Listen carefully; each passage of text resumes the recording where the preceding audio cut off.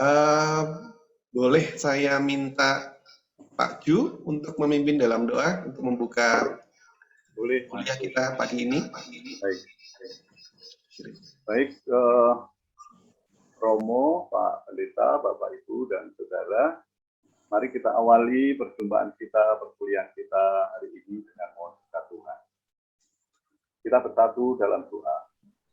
Dalam nama Bapa dan Putera dan Roh Kudus. Amin.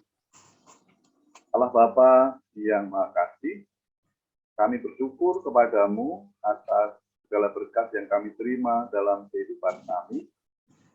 Terlebih karena pagi siang hari ini kami boleh berjumpa secara virtual untuk bersama-sama menambah wawasan kami, memperkaya melalui perjumpaan kami dengan Bu Diana. Berkatilah perjumpaan kami hari ini, sehingga kami sungguh akan semakin diperkaya dengan wawasan-wawasan baru yang akan semakin memperkuat kami, akan membantu kami dalam mempersiapkan diri dan juga melaksanakan pelayanan kami untuk membantu sama kami yang mengalami berbagai kesulitan di dalam kehidupannya. Berkatilah Ibu Liana dengan Roh Kudus-Mu, sehingga dia juga menjadi perantara berkat-Mu bagi kami, yang akan semakin membantu kami. Mohon berkat-Mu juga bagi sahabat-sahabat kami, teman-teman kami, yang belum dapat bergabung bersama dengan kami, dimanapun mereka berada, aku sertai dengan damai dan sejahtera. Berkati juga sarana yang akan kami pakai, Mas Kris yang akan membantu kami, sehingga akan memperlancar perjumpaan kami. Tuhan, kami percayakan seluruh usaha kami hari ini ke dalam tangan-Mu, dengan pengantaran Kristus Tuhan dan Juru Selamat kami. Amin. Dalam nama Bapa dan Putra dan Roh Kudus.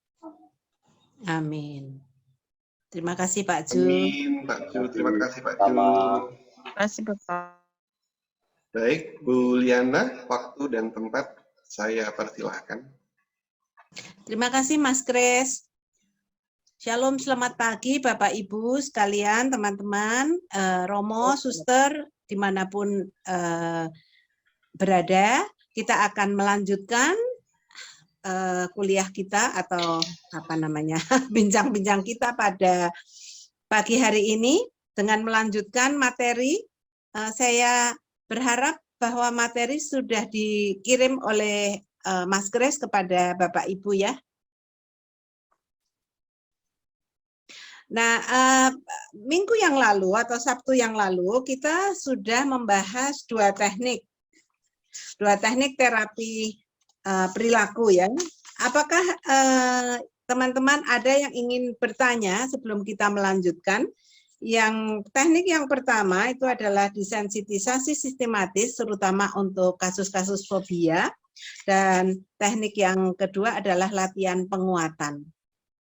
Apakah teman-teman sempat untuk membaca ulang atau barangkali timbul pertanyaan yang ingin di-sharingkan pada kesempatan ini sebelum kita melanjut ke teknik yang ketiga? Tidak? Baik, kalau tidak kita akan lanjutkan ke teknik yang ketiga, yaitu yang disebut atau dikenal dengan pemodelan. Ya, pemodelan. Tolong Mas Kris slide-nya ke teknik yang ketiga, pemodelan. Jadi yang pertama desensitisasi, kemudian yang kedua adalah penguatan, ketiga adalah pemodelan. Nah, pemodelan, prinsip utama dari pemodelan adalah proses belajar pada manusia dengan mengamati contoh, namanya aja model ya. Jadi mengamati model atau contoh, baik itu contoh hidup atau rekaman video. Ya. Pemodelan adalah cara yang efektif untuk mengatasi ketakutan dan kecemasan karena memberikan kesempatan kepada konseli untuk mengamati orang lain mengalami situasi penimbul kecemasan tanpa menjadi terluka. Jadi dengan melihat mungkin dia lalu memiliki perasaan atau berkurang perasaan cemasnya karena melihat model, oh dia kok nggak cemas ya, berarti aku pun bisa, ya itu pemodelan. Jadi model bisa untuk apa namanya hidup maupun yang melalui gambar.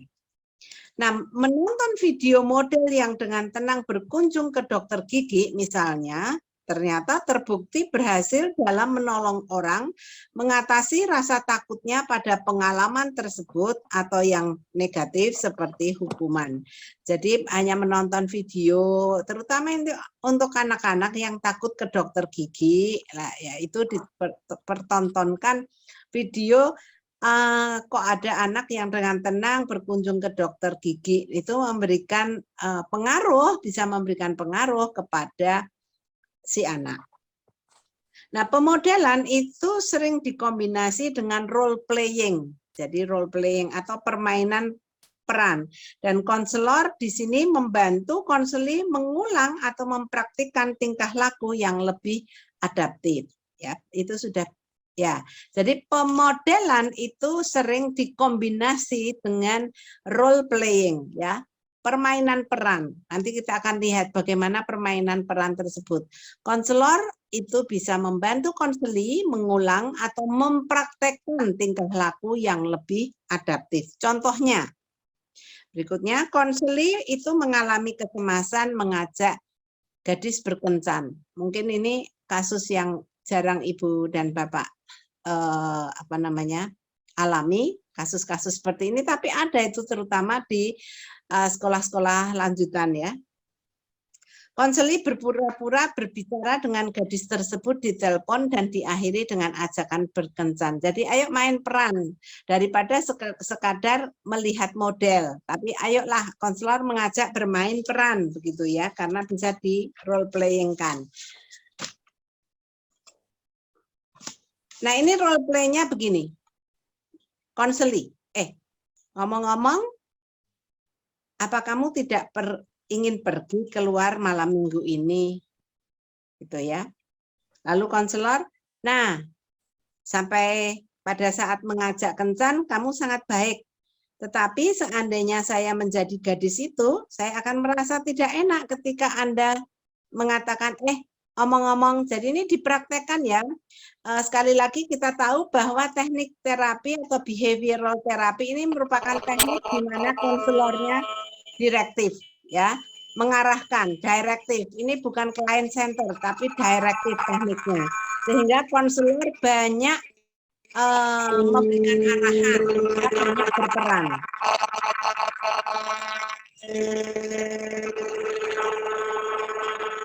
Itu Mas, ini kok ada suara-suara masuk ya?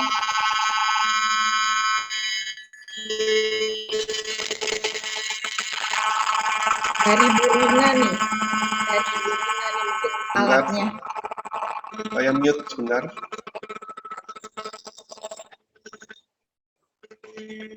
Bu Rina, selamat pagi.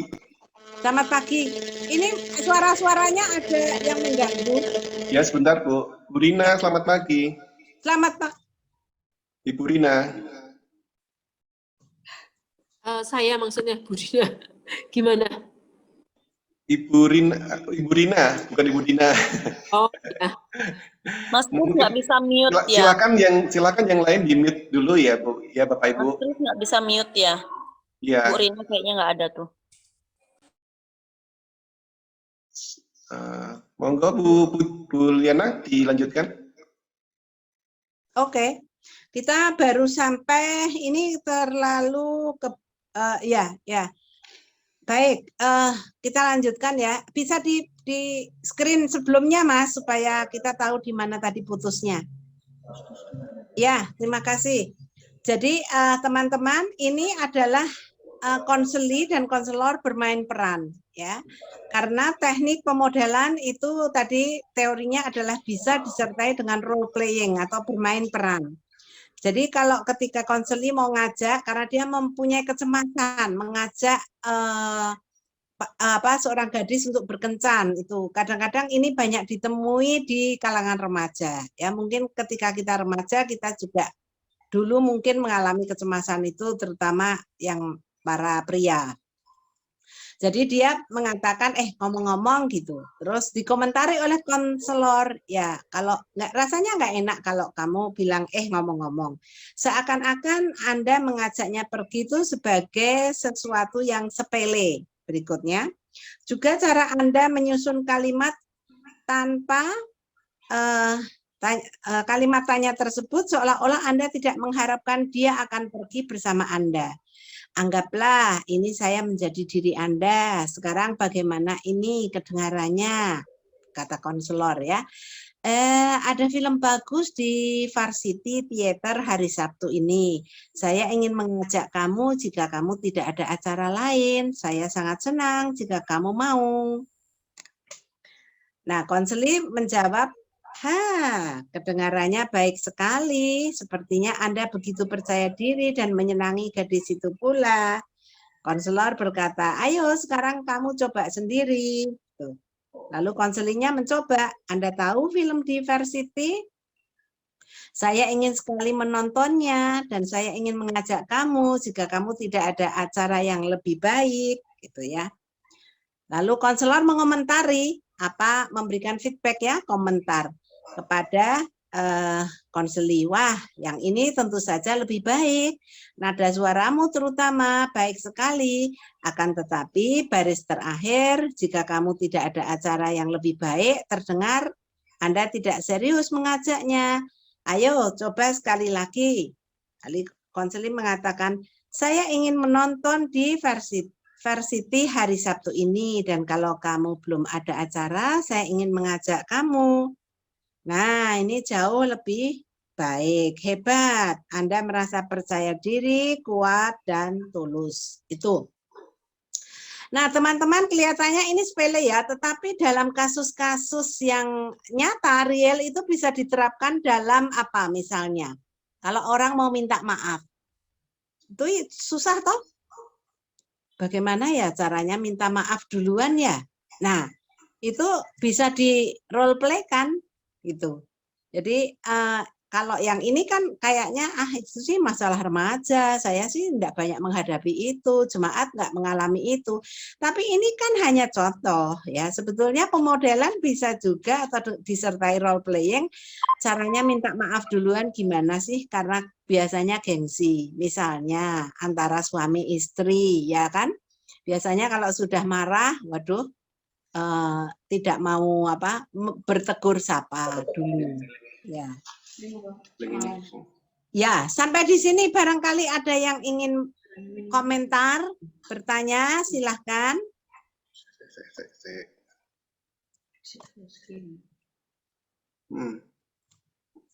Izin Ibu bertanya. Ya, silahkan Ibu. Iya. Nah, Ibu, tapi sendiri kasus yang lain selain ini apa aja, Bu ya? Supaya nanti kita bisa jadi contoh. Oh, begini, nanti kita di akhir sesi ini akan ada tugas. Nah, mungkin dari situ kita akan diperkaya dengan kasus. Ya, Ibu. Ya, Bu. Ya, nanti kita akan lihat di akhir.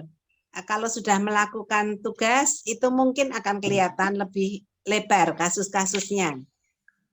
Gitu. Saya, Ibu. Ya, silakan. Ibu, itu kalau misalnya saya dengan suamiku misalnya dia berbicara tuh nadanya tinggi.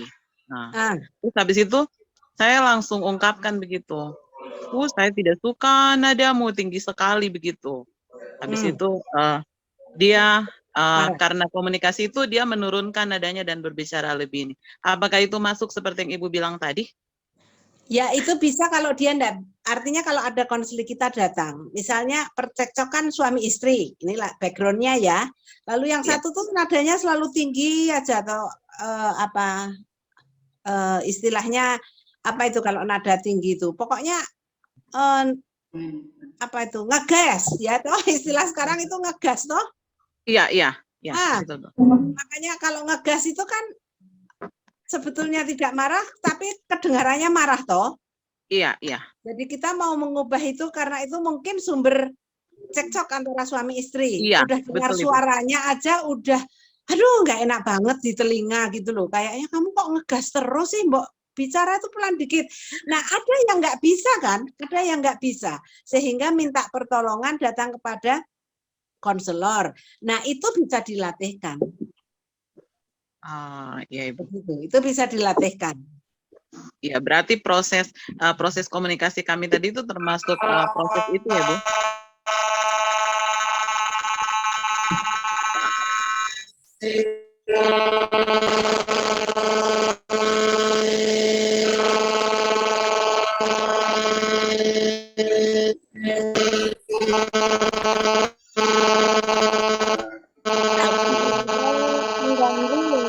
Kelihatannya Ibu Rina menggunakan 2 alat ini.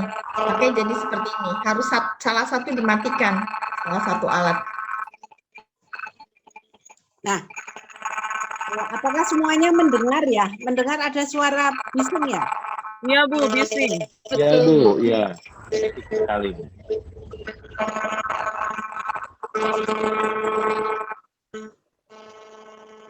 Bu Rina kelihatannya pakai laptop dan pakai handphone ya.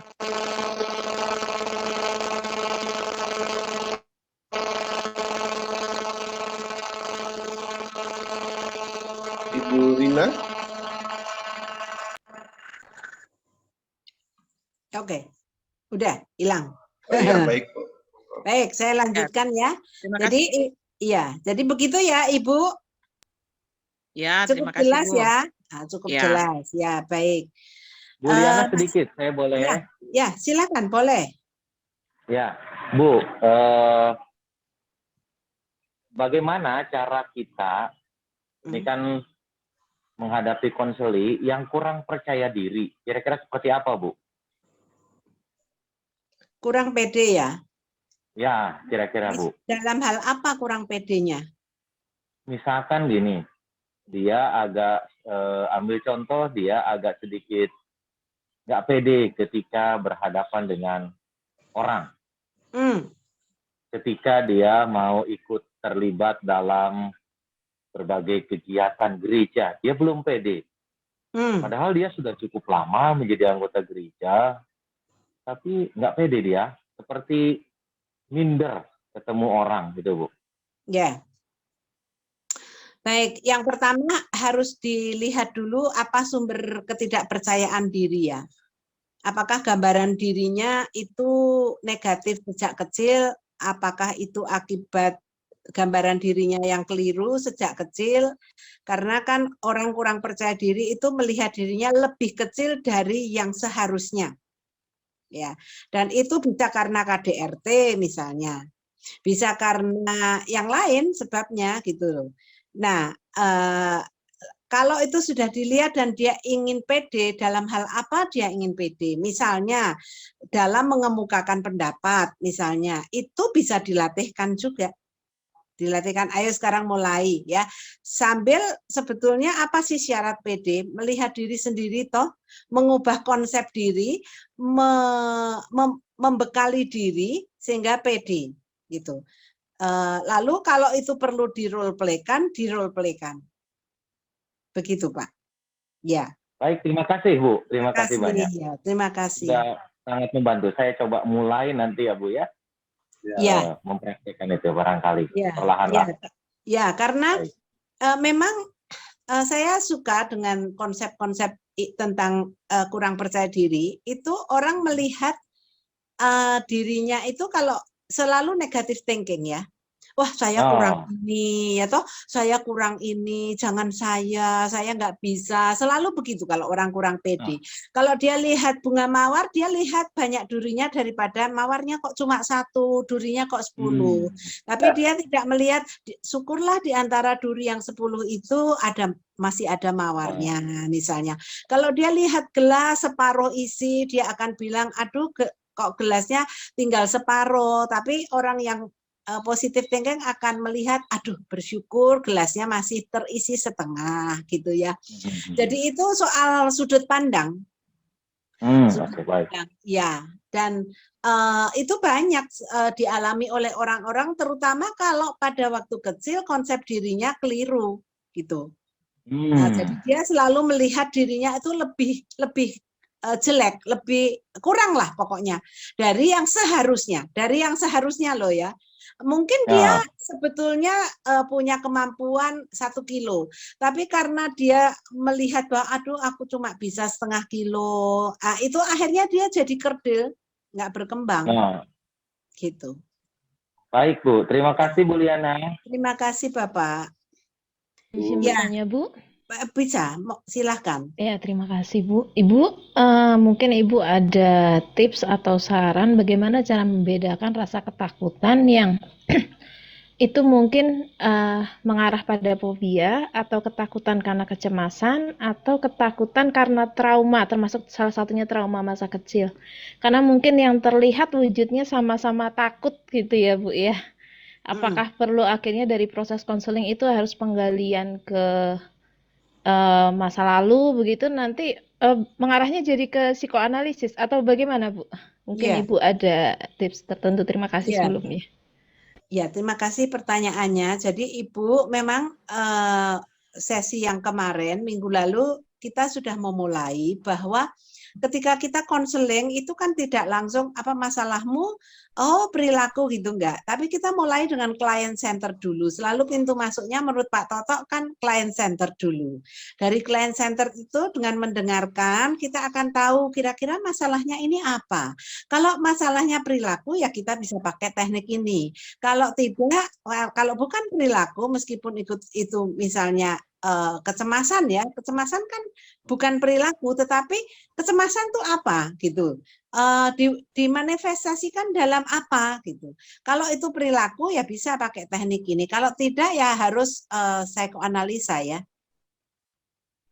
gitu, karena memang ada masalah-masalah yang cocok dengan teknik ini, ada yang tidak cocok, jadi jangan dipaksakan.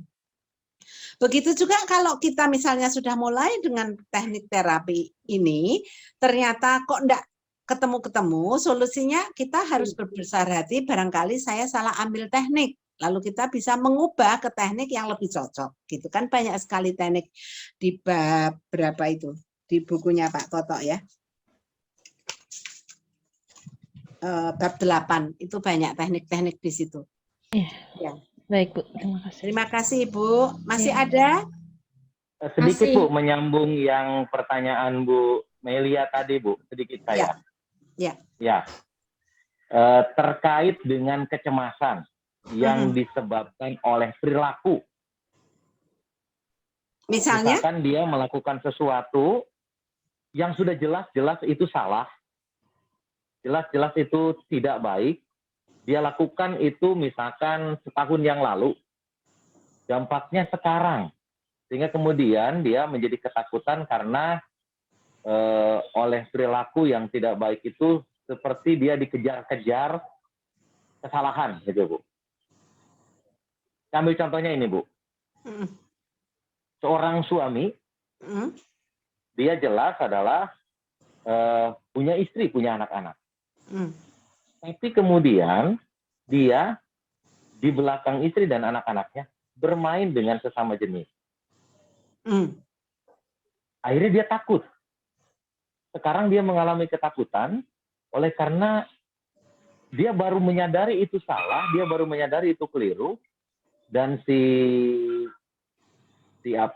pasangan yang tadinya hanya teman bicara, teman ngobrol bermain dengan lawan jenis, itu mengejar-ngejar yang bersangkutan. Mengejar-ngejar yang bersangkutan untuk meminta pertanggungjawaban misalkan. Ini gimana Bu cara menghadapinya? Kan itu kecemasan yang dibuat. Jadi begini, kasus kita itu adalah problem perilaku. Misalnya kalau itu bukan problem perilaku Pak, dalam arti begini. Problem perilaku misalnya karena cemas saya terus kalau pegang apa-apa jatuh. Nah itu mungkin itu perilakunya itu jatuh, itu bisa. Ya, bagaimana supaya tidak jatuh misalnya ya. Atau karena kalau cemas saya sering meremas-remas sapu tangan. Nah itu manifestasinya di situ. Tapi bahwa jadi bukan sebabnya yang perilaku. Ya. Oke. Kalau itu ya bisa diselesaikan sendiri, apakah diajak ngomong. Itu kan memang ketakutan karena dosa masa lalu selalu mengejar katanya ya. Kata Agatha Christie. Kata Agatha Christie, dosa masa lalu itu selalu mengejar gitu ya. Jadi banyak persoalan-persoalan yang ditimbulkan masa lalu yang muncul sekarang ya. Nah, itu memang harus diselesaikan dengan apa? Mungkin menyelesaikannya dengan pasangan yang diajak berselingkuh itu ya. Lalu apakah memang perlu dibicarakan dengan pasangan tetapnya misalnya atau tidak. Nah, itu dibicarakan plus minusnya. Karena persoalan perselingkuhan ini juga kontroversial. Ada orang yang ada grup ya, sementara orang yang mengatakan pokoknya harus bilang kepada pasangannya bahwa dia selingkuh, mengakui itu, minta ampun kepada Tuhan, minta ampun kepada istrinya, dan seterusnya. Terus terang, ada yang sekelompok bilang begitu. Tapi ada kelompok lain yang bilang, iya nggak usah ngomong juga nggak apa-apa. Nanti kalau ngomong malah jadi persoalan gitu loh. Pokoknya kamu sudah bertobat, mengaku itu di hadapan Tuhan, tidak melakukan lagi, ya oke lah, kuburlah itu rapat-rapat sebagai rahasiamu misalnya. Ya itu masih kontroversi, ya masih kontroversi. Tergantung. Rame itu kalau mau dibahas ya. Ya Bu, baik, terima kasih banyak Bu. Terima kasih ya, terima kasih. Permisi Bu, Ya Romo, kelihatannya ini suaranya Romo ya. Ya. Terima kasih, menyangkut perselingkuhan yang saya informasi. Ya. Jadi ada keluarga yang saya dampingi seperti itu, ada perselingkuhan. Lalu ya suaminya keluar dari rumah karena istri selingkuh. Sampai terlantarkan sekitar 4-5 tahun. Istrinya sekarang minta maaf. Tapi suaminya dia belum mau kembali ke rumah. Sementara mereka ini sudah nikah gereja. Katolik pula ya. Gereja Katolik pula ya jadi. Nah, bagaimana ini? Ibu itu dia bilang sudah saya minta ampun. Saya teruskan SMS-nya kepada suaminya. Tapi sudah minta ampun ke suaminya langsung belum? Terus suaminya masih tenang-tenang saja. Dia bilang sudah 5 tahun. Seperti begini rasa aman saja. Sekalipun dia tidak merasa bersalah. Dia sudah terlantarkan 5 tahun itu. Bagaimana menghadapi keluarga orang seperti ini? Ya Romo, perselingkuhan itu kan melukai ya, sangat melukai pasangannya. Ya, nah sekarang tergantung dari kebesaran hati sang suami mau enggak mengampuni atau memaafkan. Sementara saya nggak tahu pasti kalau menurut Romo apakah gereja Katolik mengizinkan untuk perceraian karena perselingkuhan? Pasti tidaklah. Tidak ada cerita. Tidaklah. Walaupun ada di Alkitab dikatakan boleh bercerai karena perselingkuhan. Begitu kah? Zina, kecuali karena zina. Nah, itu kan berzina.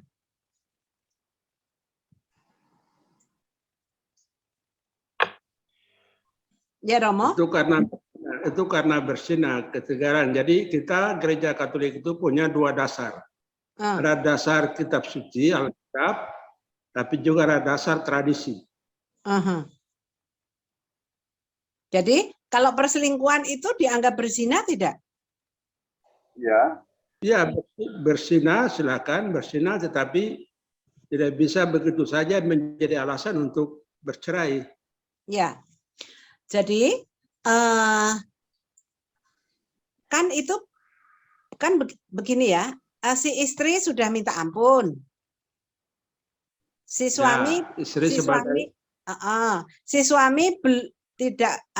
belum mau memaafkan. Belum mau memaafkan, sakit hati sudah 2-3 kali begitu. Ya, Nah, Nah, ya sekarang di konselingnya ya suami istri itu, suaminya sendiri, istrinya sendiri, lalu dipertemukan apakah bisa menjalani kehidupan bersama dengan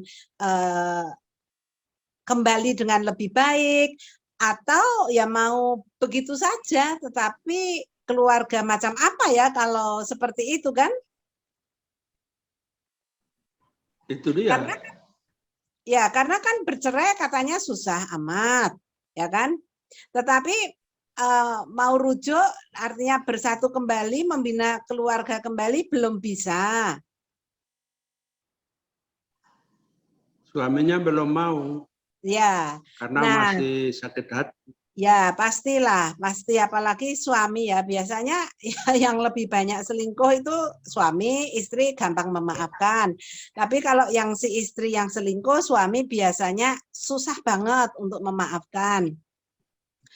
Nah, di konseling dua-duanya Romo disiapkan apakah ada kemungkinan untuk kembali rujuk meskipun itu susah, didoakan, diupayakan ya. Itu yang bisa dilakukan oleh kita sebagai konselor dalam hal ini. Semua cara sudah dilakukan. Ya, tapi belum melunakkan hati sang suami. Suami sendiri belum melunakkan, dan cara terakhir yang saya akan ambil adalah memberikan waktu barang 1-2 bulan untuk merefleksikan baik-baik. Ya. Karena saya juga tidak terlalu sebenarnya saya belum katakan, tapi saya juga tidak terlalu mau katakan bahwa suami itu memposisikan diri sebagai orang yang sok suci.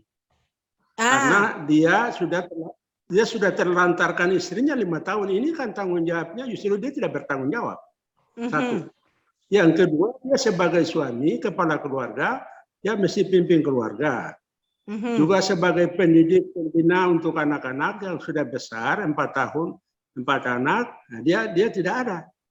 Ini sebenarnya dia anggap bahwa dia lihat hanya kekurangan istri, tapi dia juga punya kekurangan besar juga, dia juga punya dosa juga. Ya, pokoknya begini, Romo. Diupayakan konseling kedua belah pihak supaya masing-masing melihat posisi, dan barangkali baik juga kalau itu berganti posisi, diandaikan berganti posisi. Baik juga kalau Romo tadi mau mengatakan kamu juga punya kesalahan loh, mungkin tidak dalam bentuk perzinahan, tapi itu KDRT, penelantaran rumah tangga itu termasuk KDRT loh, ya. Di Undang-Undang Nomor 3 itu 2004 kalau nggak salah, itu 23 2004 itu termasuk penelantaran rumah tangga, termasuk KDRT. Jadi kalau sudah seperti itu, Romo sudah menangkap substansi masalahnya, ya Romo bisa melakukan apa yang tadi Romo rencanakan, itu baik. Untuk merefleksi, lalu juga diperbandingkan.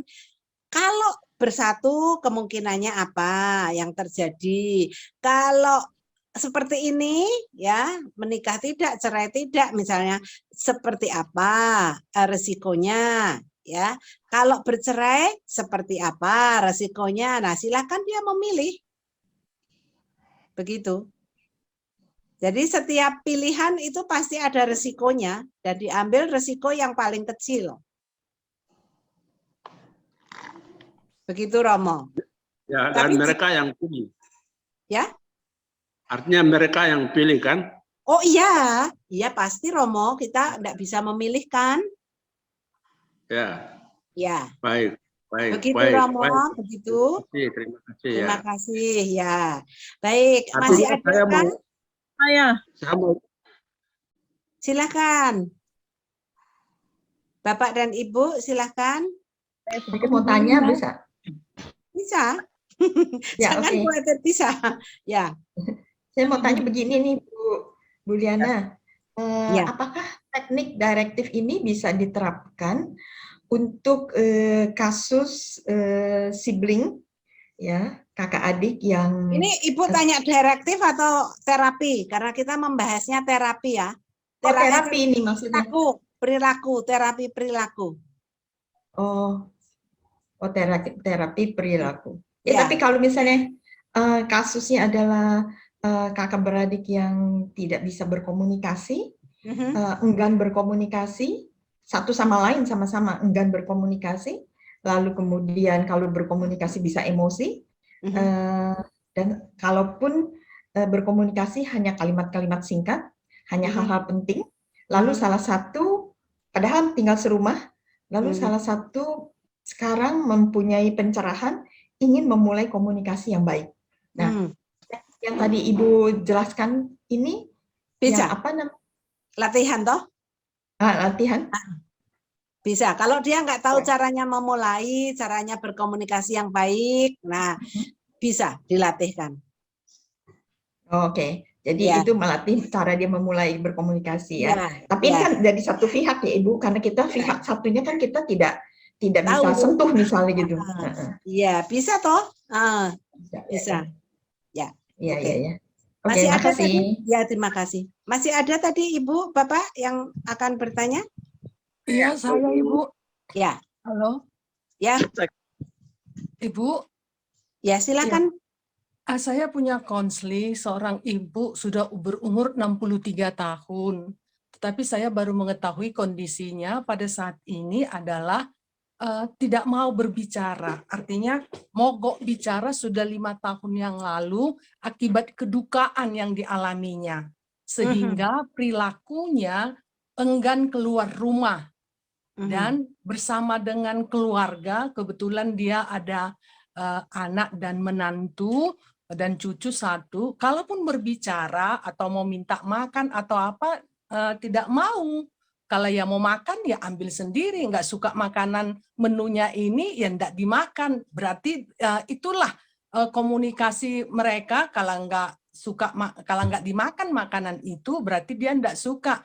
Baru menantunya ganti menu makanan atau menyediakan menu makanan. Dibilang menu apa, nggak ada bicara.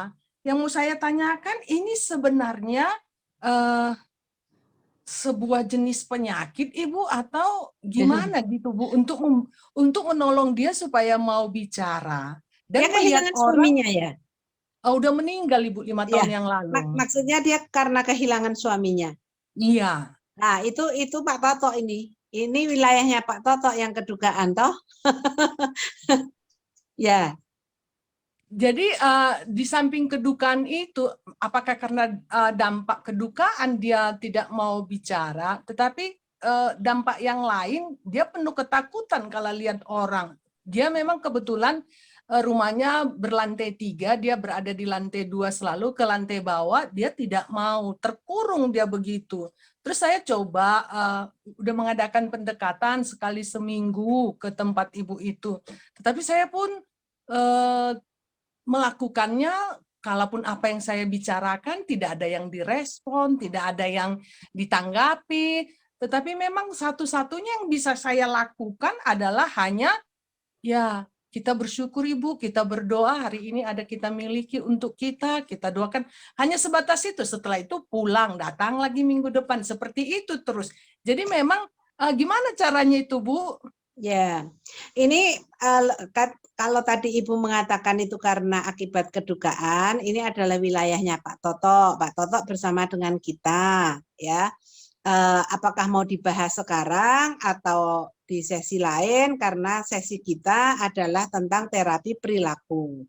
Bagaimana Pak Toto, mau memberi komen sedikit?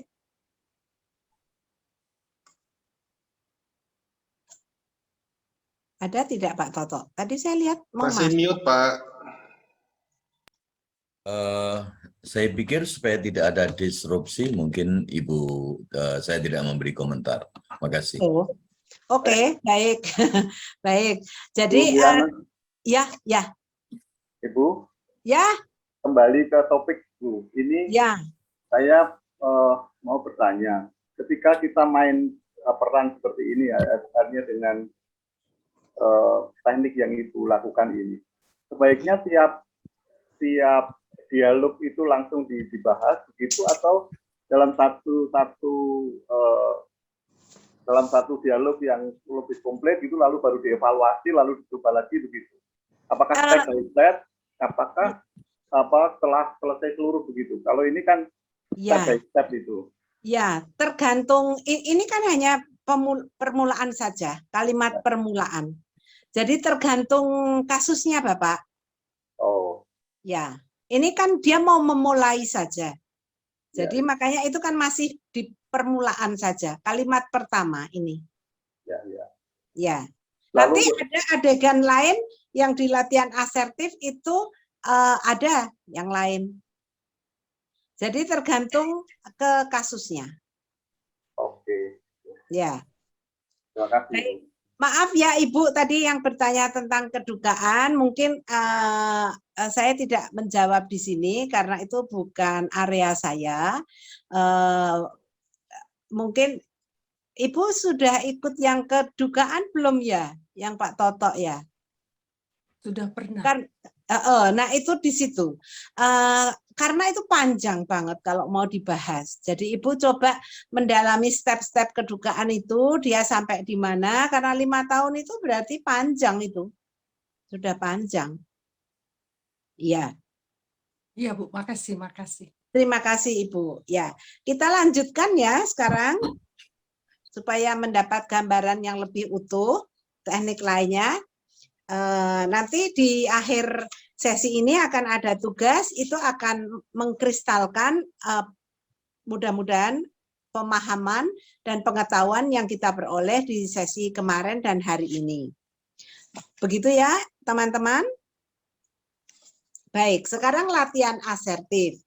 Yang keempat, setelah pemodelan, teknik yang keempat yang bisa dipakai dari terapi perilaku adalah latihan asertif. Ini juga banyak sekali orang walaupun tidak menyadari ya, mengalami persoalan-persoalan yang memerlukan teknik asertif. Membantu orang yang merasa cemas atau kesulitan dalam situasi sosial karena tidak tahu bagaimana mengungkapkan apa yang mereka rasa benar atau tidak bisa berkata tidak. Itu di antara kita, terutama para hamba Tuhan, rohaniwan, itu biasanya mengalami kesulitan untuk tidak berkata tidak, ya, betul tidak? Ya, nanti pelayanan di sana, di sini semua diiyakan, lama-lama frustrasi sendiri. Itu banyak dialami, saya lihat ya. Di antara pendeta, romo, rohaniwan, pokoknya kesulitan untuk berkata tidak. Karena nanti kalau tidak, loh pendeta, romo, kok suster, kok begitu, kok berkata tidak gitu ya. Sehingga akibatnya stres sendiri. Nanti kita akan lihat ya.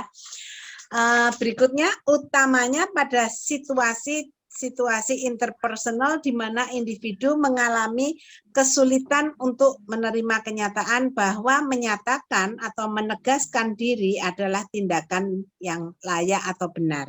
Ya. Secara spesifik, teknik ini membantu orang yang pertama tidak mampu mengungkapkan kemarahan atau perasaan tersinggung secara tepat. Ya, ada orang-orang yang tidak mampu mengungkapkan kemarahan atau perasaan tersinggung secara tepat.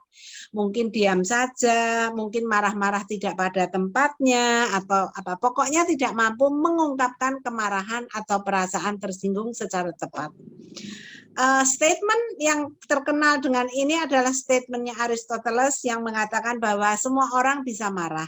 Tapi marah dengan cara yang tepat, dengan situasi yang tepat, kepada orang yang tepat, dengan cara yang tepat, itu tidak mudah. Ya. Jadi teknik ini, teknik asertif, membantu orang yang tidak mampu mengungkapkan kemarahan atau perasaan tersinggung secara tepat, termasuk juga kalau menurut saya adalah menunjukkan hal-hal perasaan positif lainnya. Nanti itu ada di nomor 4. Itu yang pertama. Yang kedua, menunjukkan kesopanan yang berlebihan dan selalu mendorong orang lain untuk mendahuluinya. Itu juga sebetulnya masalah. Tapi kadang tidak disadari oleh yang bersangkutan. Ada toh teman-teman mungkin menemui di kehidupan real, itu ada orang-orang yang menunjukkan kesopanan yang berlebihan dan selalu mendorong, mbok kamu duluan, enggak apa-apa, saya ngalah saja, saya di belakang, mbok kamu aja duluan, silahkan, enggak apa-apa. Itu ada toh yang begitu, ya. Lalu yang ketiga, memiliki kesulitan untuk mengatakan tidak. Jadi semuanya diiyakan. Akibatnya apa? Akibatnya puyeng sendiri. Saya selalu menyukai istilah 3M. Di gereja kalau orang mau, mampu, akhirnya mampus, ya. Karena yang mau dan mampu itu selalu diteter, akhirnya sampai mampus. Ya, itu yang paling tidak pengalaman saya bergereja itu kalau ada orang yang mau, mampu, itu terus. Panitia Natal yaitu, panitia Paskah yaitu, orang itu tidak sanggup mengatakan tidak, lama-lama yaitu tadi, mampus. Mampus, ya kan?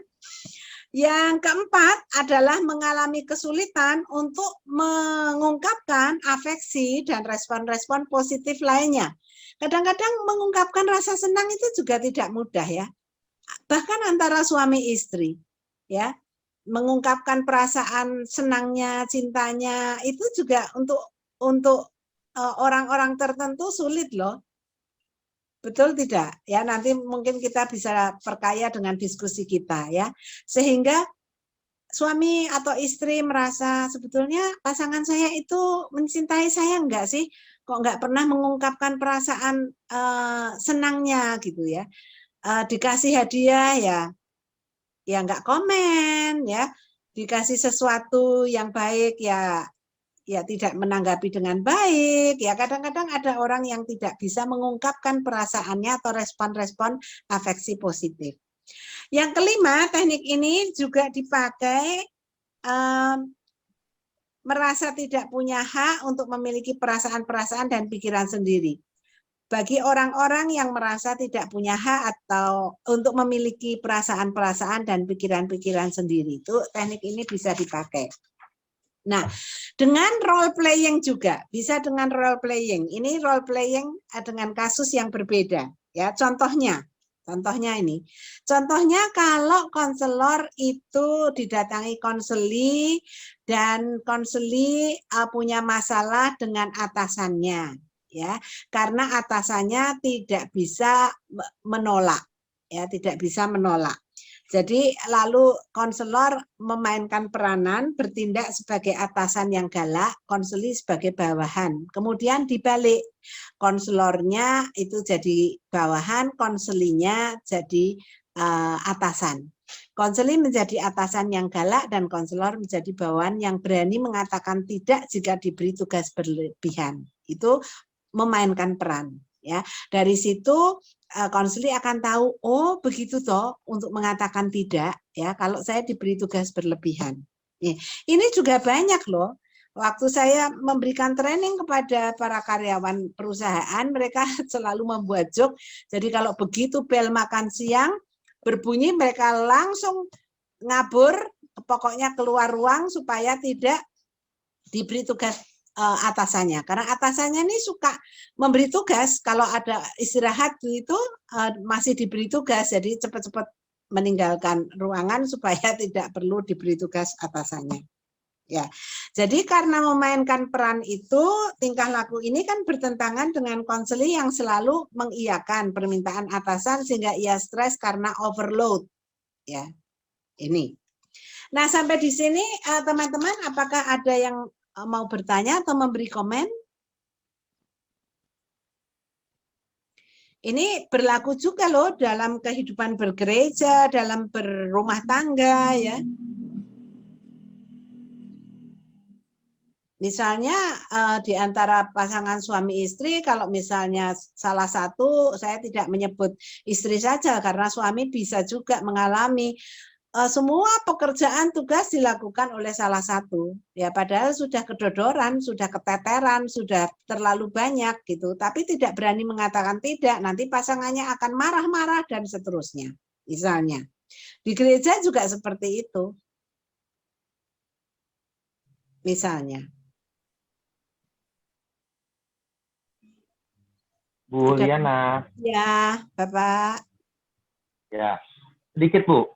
Artinya teknik asertif ini bisa digunakan juga ya Bu untuk untuk suami istri yang salah satunya mengalami perilaku KDRT sehingga dia merasa dia tidak punya kesempatan untuk mengungkapkan perasaannya, untuk mengungkapkan jati dirinya, termasuk juga untuk mengungkapkan pendapatnya. Berarti ini bisa digunakan juga untuk mereka ya, Bu? Ya, bisa juga untuk yang pelaku KDRT toh. Karena Ya, kan itu untuk perilaku. korban KDRT-nya juga bisa berarti ya, Bu ya? Bisa. Kan korban KDRT bisa saja bukan hanya istri, tapi Oh juga ya. suami. Oh ya, bisa Gitu kan orang ya? tua, bisa anak, ya kan? Ya, betul. Bisa. Baik, Bu. Terima kasih, Bu. Terima kasih, Bapak. Ada lagi barangkali?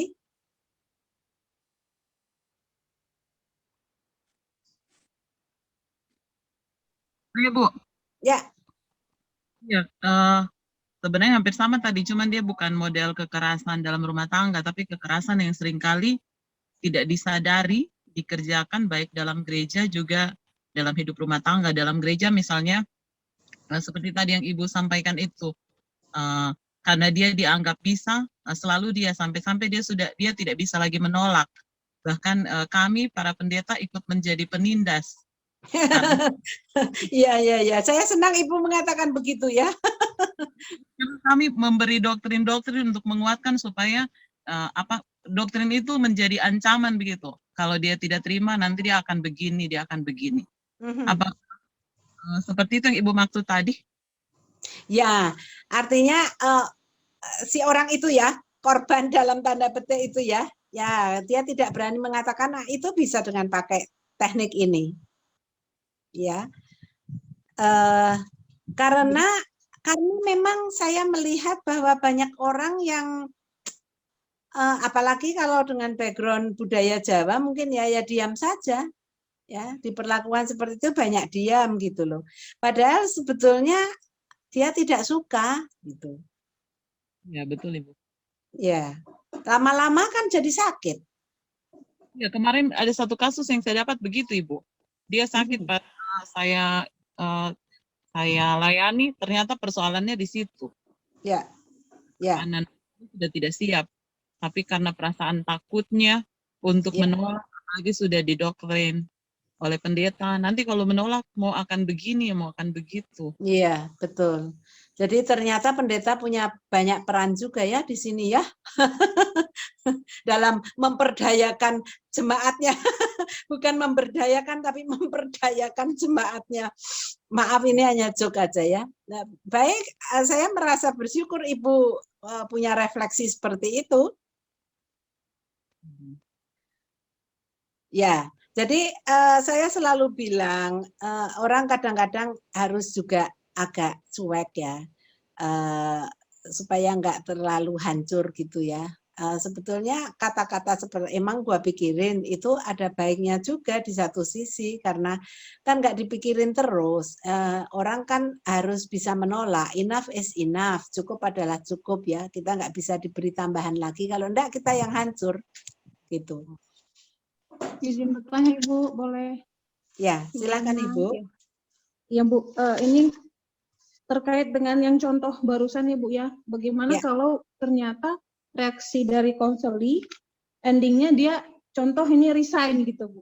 Gimana itu? Apa itu salah kita sebagai konselor kalau memang dia memilih untuk resign atau tidak bekerja lagi begitu? Resign karena terlalu banyak bebannya? Iya, betul. Ya dicoba dulu, artinya gini, apakah keputusan resign itu sudah melalui konseling? Secara self healing, jadi dia dengan konseling juga, tapi lebih ke banyak ke dirinya gitu. Dia menyadari bahwa terlalu berlebihan begitu, terus mengganggu sampai dia stres, kemudian dia masuk ke rumah sakit, mengalami namanya psikosomatis atau somatofom juga gitu. Jadi akhirnya dia memutuskan ya udah resign gitu, mencari pekerjaan yang lebih membuat dia tenang gitu, karena berbagai cara sudah dilakukan, menolak sudah, semua sudah, tapi tidak bisa gitu. Akhirnya stres berat. Ya, bukanlah kalau itu sudah sudah dibahas dengan segala resikonya, mau terus di situ atau tidak, atau lebih baik resign, udah dicoba segala cara, tetap nggak bisa, ya itu kan salah satu pilihan, ya kan? Tetapi itu bukan dalam konteks teknik ini, ya, ya. Baik, terima kasih. Masih ada? Izin bertanya, Bu. Ya. Untuk metode latihan asertif ini, apakah ada standar pengulangan dalam role play-nya begitu, Bu? Jadi maksudnya apakah kalau yang Ibu kasih contoh tadi kan konselor dan konseli bergantian menjadi atasan dan bawahan. Apakah itu sekali dicoba, 2 kali dicoba, atau bagaimana sampai dia betul-betul efektif sehingga ketika konseli pulang dan kembali dia sudah bisa melakukan itu gitu, Bu? Itu gimana? Ya, begitu. Makasih. Kalau tidak harus, oh ini cuma sekali harus langsung bisa loh ya. Kalau bisa, kalau tidak ya coba diulangi lagi. Itu saja mungkin kalau sampai rumah belum tentu loh dikerjakan dalam arti walaupun sudah lancar di sesi konseling, nanti belum tentu dia kerjakan karena ada beberapa faktor yang mempengaruhi. Nah itu mesti datang lagi dievaluasi kenapa kok tidak dilakukan gitu ya. Mungkin ada sebab lain misalnya. Seperti itu. Baik, Bu. Maksudnya untuk konselornya mengukur bahwa pengulangan 2 kali atau 3 kali sudah cukup, itu bagaimana ya, Bu? Ya kita tahu dari role play-nya toh. Dari role play-nya. Jadi kalau dia sudah tahu, oh caranya begitu toh ternyata gitu. Nah itu berarti sudah. Gitu. Baik, ya. Terima kasih. Ya. Jadi ini berbagai, nanti kita juga akan lihat berbagai masalah. Jadi ini kan hanya masalah kantor, tapi yang banyak kan di rumah tangga. Di rumah tangga orang tidak, misalnya saja, barangkali seorang istri datang dan mengeluh mengatakan suami saya tidak mencintai saya lagi. Loh kok kamu tahu? Ya dia tidak pernah mengingat ulang tahun saya, apalagi memberikan hadiah. Dia sudah lupa tanggal pernikahan kami, misalnya gitu kan. Ada kayaknya dia punya mungkin jangan-jangan dia punya orang ketiga misalnya. Jadi perasaan-perasaan tidak dicintai. Padahal mungkin kebanyakan kaum pria, kebanyakan ya, saya tidak mengatakan semua, mungkin juga kalau saya keliru dikoreksi, kebanyakan kaum pria kalau sudah menikah itu lupa yang kecil-kecil begitu, kalau yang tidak romantis, ya kan? Tanggal lahirnya istrinya udah lupa, udah disindir-sindir, mas-mas atau pak-pak atau papa, ini tanggal berapa? Kok tanya aku? Lihat dong kalendernya, padahal dia mau mengatakan hari ini ulang tahunku, kok kamu lupa, tapi nggak bisa mengutarakan dengan lebih asertif ya, lebih jelas, lebih tegas gitu ya. Atau kadang-kadang cuma masak bakmi, suaminya bilang, loh kemarin bakmi, hari ini kok bakmi lagi, padahal dia mau mengatakan hari ini tuh ulang tahunku, kok kamu nggak kasih selamat loh. Lah ya siapa yang tahu ya, suaminya kan nggak tahu, ngertinya kan hanya kemarin bakmi, hari ini bakmi, besok bakmi lagi ya, kan gitu.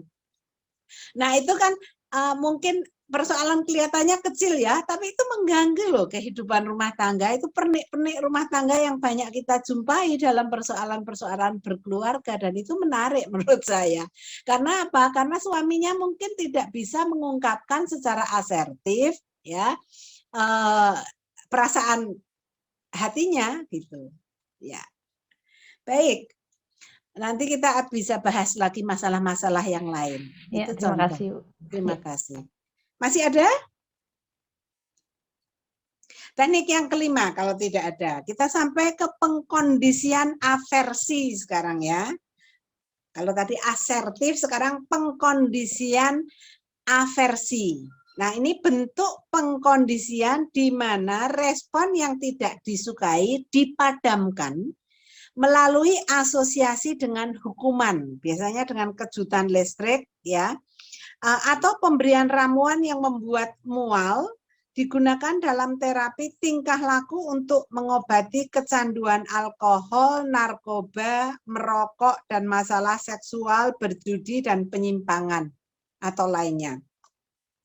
Mungkin kita ingat kalau orang menyapi bayi gitu kadang payudara dilaburi dengan sesuatu zat yang tidak berbahaya tetapi yang pahit sehingga mungkin anak lalu tidak mau menyusu lagi, misalnya untuk nyape ya misalnya ya, dan lain sebagainya. Nah, teknik aversi itu adalah metode yang paling kontroversial karena banyak yang tidak suka dengan misalnya apalagi pakai kejutan listrik misalnya dengan penghukuman. Tetapi kadang-kadang itu cukup efektif ya. Kondisi-kondisi diciptakan sehingga orang melakukan apa yang diharapkan dari mereka dalam rangka menghindari konsekuensi aversif. Ya. Jadi kondisi-kondisi diciptakan sedemikian rupa sehingga orang mau tidak mau melakukan apa yang diharapkan supaya menghindari konsekuensinya itu. Nah, paling berguna untuk mengembangkan kendali dorongan teknik ini, ya. Dan yang penting untuk diketahui, hukuman itu jangan sering digunakan. Lebih baik memberikan pujian atau hadiah. Yaitu jangan dihukum saja. Kalau masih bisa diberi hadiah untuk perilaku-perilaku yang positif, ya lakukanlah itu. Nah, lembaga sosial itu menggunakan prosedur aversif untuk mengendalikan para anggotanya untuk membentuk tingkah laku individu agar sesuai dengan yang telah digariskan. Misalnya dulu pada waktu pandemi masih merebak dengan cepat itu orang-orang pakai masker kan ada yang nggak mau, lalu ada timbul denda masker, kalau nggak pakai masker didenda. Atau juga misalnya pakai sabuk pengaman, misalnya ada orang-orang yang tidak mau sehingga akhirnya harus didenda. Nah itu sebetulnya bentuk-bentuk teknik ini. Nah kalau lembaga keagamaan, ya lembaga keagamaan itu menggunakan pengucilan. Ya, pengucilan atau dilarang ikut perjamuan kudus dulu gitu kan kalau melakukan kesalahan. Nah, seperti itu. Perusahaan itu menggunakan pemecatan dan penangguhan pembayaran gaji. Ya, biasanya kalau melakukan sesuatu yang kurang tepat, ya. Nah, pemerintah itu menggunakan denda dan hukuman penjara.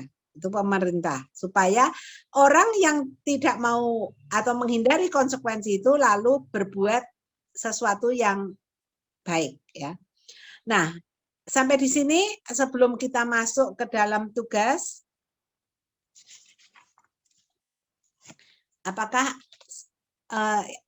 ada yang ingin sharing atau bertanya? Ini sudah keseluruhan teori, tetapi teman-teman bisa membacanya di dalam buku Pak Toto bab 8 tadi. Ada di situ terapi behavioral.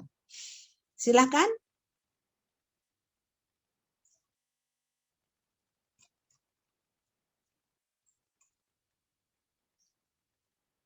Cukup jelas?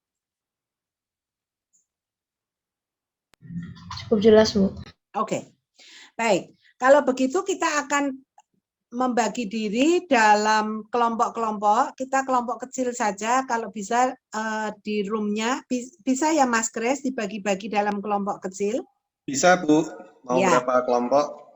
Ini ada berapa orang ya? Kalau di sini sih peserta 25, tetapi tidak termasuk host ya. Iya Bu. Ya, jadi mungkin 4 orang begitu? Berapa Bu? 4? 4 saja, ya. 4 orang. Saja. 4 orang, ya. Jadi nanti Mas Kris akan membagi Ibu dan Bapak di dalam kelompok itu coba bersama-sama, tetapi pribadi dulu memiliki perilaku yang perlu diubah tidak? Apakah Ibu dan Bapak, teman-teman memiliki perilaku yang perlu diubah tidak? Misalnya sering terlambat, ya malas berolahraga, yang lainnya, yang perilaku yang perlu diubah, makan tidak terkendali,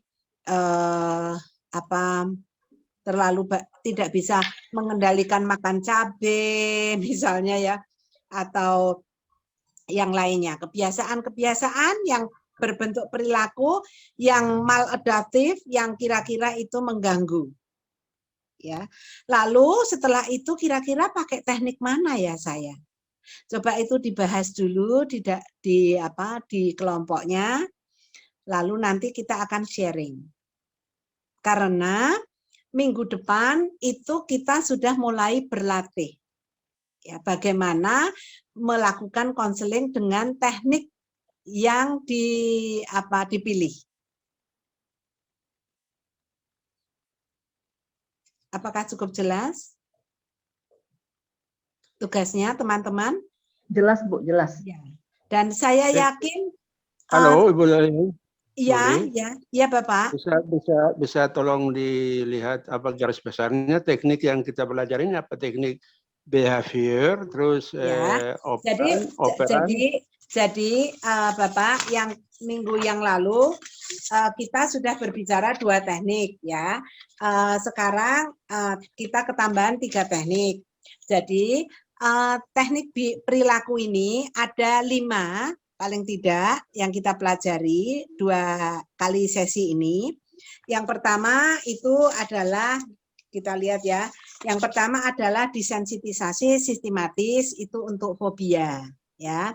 Kemudian yang kedua adalah latihan penguatan kemarin ya dengan reward dan sebagainya.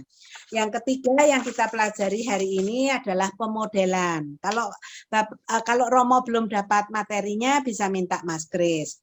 Yang keempat adalah latihan asertif.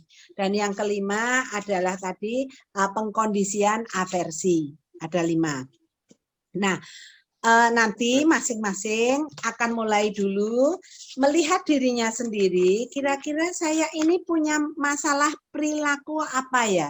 Atau kalau itu takut dianggap masalah ya, perilaku apa ya yang perlu saya ubah?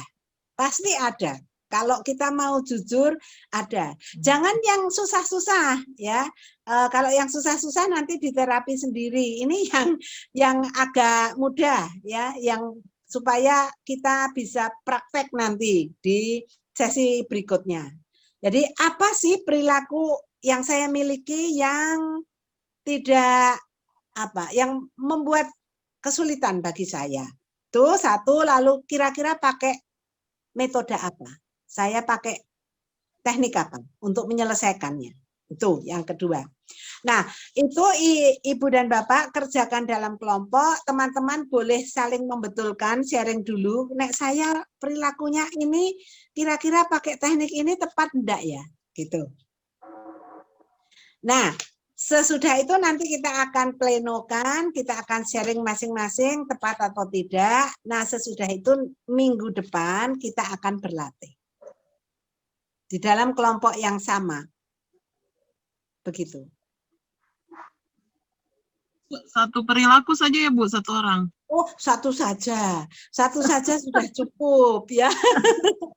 Kalau Ibu Grace punya yang lain boleh, tetapi jangan diungkapkan di kelompok, dicatat aja. Oh, nanti aku akan mengubah yang ini deh, yang ini aku ubah sendiri deh gitu. Itu kan self help. Ya, itu baik juga kalau sudah menyadari, oh ternyata saya punya banyak sekali perilaku yang harus diubah ya. Baik Bu, terima kasih. Terima kasih. Ada pertanyaan tentang tugasnya? Udah Bu, udah cukup. Udah cukup? Oke. Berapa waktu? 15 menit cukupkah? Cukup, Bu. Cukup. 15 menit dalam kelompok, Mas Kris. Nanti karena kita harus pleno. 15 menit dalam kelompok. Ya Bu, baik, saya akan buat breakout room-nya sekarang. Oke.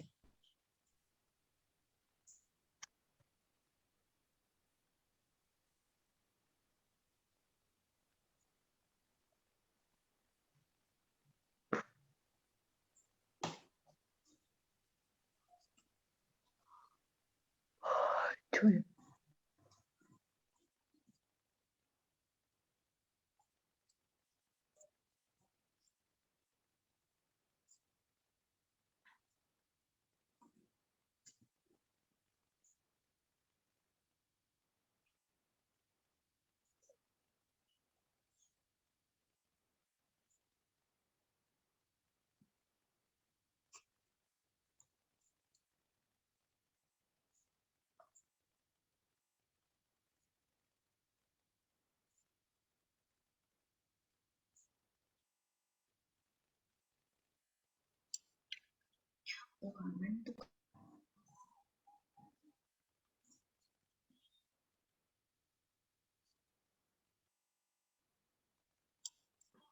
Ibu Carolina dan Ibu Yosinta, silakan join ke room masing-masing. Masih bersama kita. Halo Ibu Carolina, Ibu Yosinta.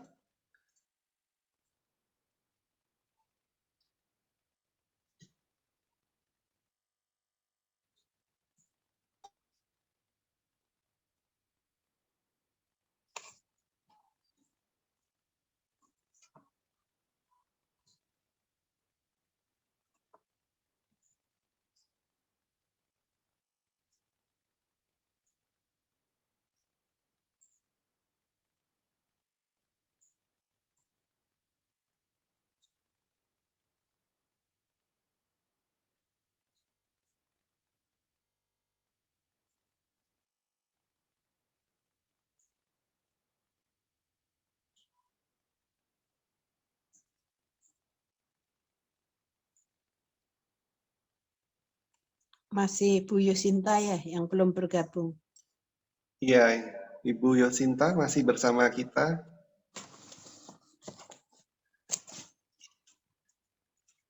Halo Ibu Yosinta.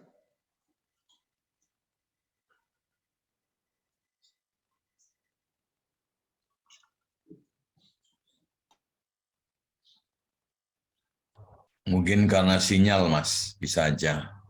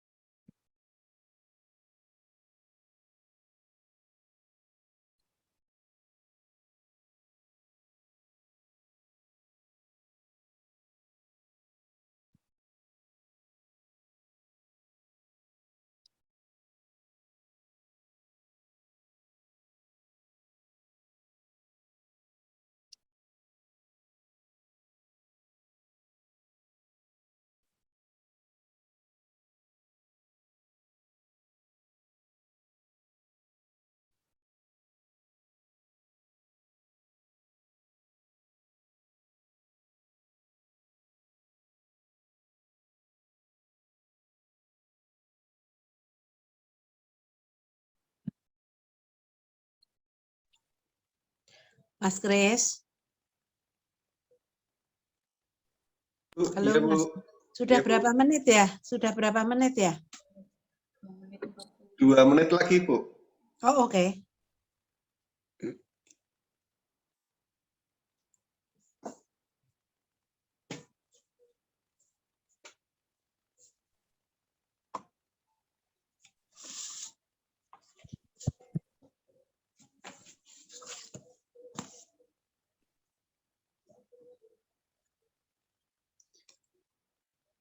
Minggu depan roomnya sama dengan yang ini ya, Mas Kris?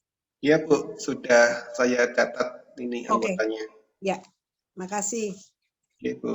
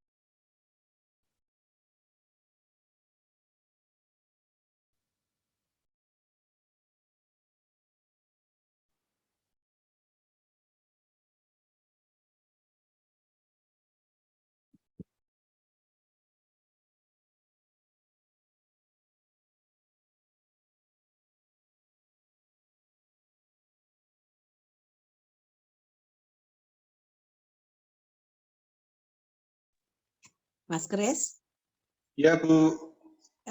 kita bisa bergabung di kelompok besar? Sudah ini, Bu. Sudah hitungan Oke. mundur, Bu. 30 Oke. detik lagi. Ya. Nah, Sebentar. 19, 17, 19, 19.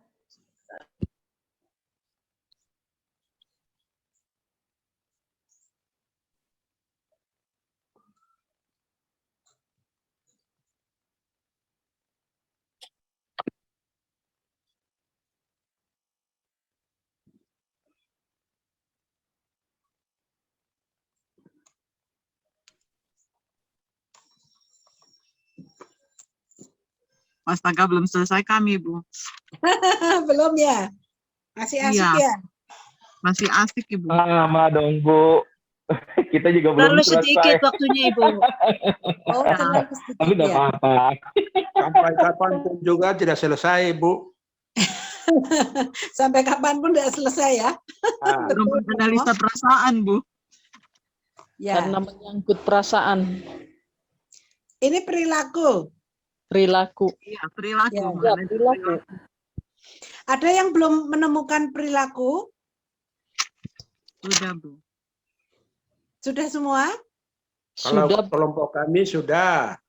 Oke. Kita sekarang sharing ya, supaya saya mencatat dan melihat apakah teknik yang digunakan sudah tepat atau belum. Karena kalau tidak tepat tekniknya, tidak akan bisa memberikan solusi. Kita tidak akan bisa berlatih di minggu-minggu berikutnya. Jadi kita akan mulai dulu kelompok per kelompok. Kelompok siapa dulu, Mas Kris bisa menyebutkan, lalu masing-masing yang ada dalam kelompok itu menyebutkan perilaku yang akan diubah, teknik yang akan digunakan. Saya mencatat. Silakan. Baik, kita mulai dari kelompok 1 dulu ya. Ini ada Ibu Arlin, ada Pak Ayub Pamewa, ada Ibu Dina, Ibu Malni, dan Ibu Ken. Monggo, siapa yang akan mewakili? Saya, Pak. Ya, silakan. Iya, tadi kami di kelompok menseringkan perilaku-perilaku yang menurut kami itu perlu untuk diubah. Namun ada beberapa tadi perilaku dari teman yang kami sendiri belum bisa pastikan teknik seperti apa yang akan digunakan. Mungkin nanti Ibu bisa bantu untuk itu. Yang pertama itu yang sudah kami seringkan, tadi ada yang ketakutan naik pesawat. Satu-satu. Ya, oke. Satu. Sebutkan namanya, perilakunya apa, dan tekniknya apa. Oke. Tadi Ibu Ken itu fobia naik pesawat, dan kami tadi sepakat bahwa itu yang teknik pertama kemarin disintitasi, dan yang kedua Pak Ayub juga sama, ketakutan naik pesawat. Pak Jadi Ayub, 2 orang, iya Pak Ayub punya ketakutan naik pesawat juga. Kemudian Ibu Arlin itu perilakunya suka menunda pekerjaan. Nah, ini tadi yang belum sempat kami temukan dari kelima teknik yang sudah dipelajari itu, menunda pekerjaan ini baiknya menggunakan teknik apa. Terus saya, Malni, itu perilaku saya yang perlu dirubah itu, saya kadang-kadang sulit untuk menolak permintaan orang lain. Jadi itu tadi kami sepakat bahwa itu tekniknya bisa pakai teknik latihan asertif. Ya. Kemudian yang kelima, Ibu Dina itu kebiasaannya atau perilakunya itu, Ibu Dina punya kebiasaan kalau bangun tidur itu langsung ambil HP, main HP sampai biasa itu 30 sampai 40 menit. Itu kami juga belum temukan tadi kira-kira cocok pakai teknik yang mana. Jadi ada 2 yang kami belum sempat temukan pakai teknik yang mana. Oke, terima kasih. Bisa pakai penguatan, Bu, dua-duanya. Bisa pakai penguatannya. Ya. Oke. Ya, terima kasih. Terima kasih. Kelompok 2.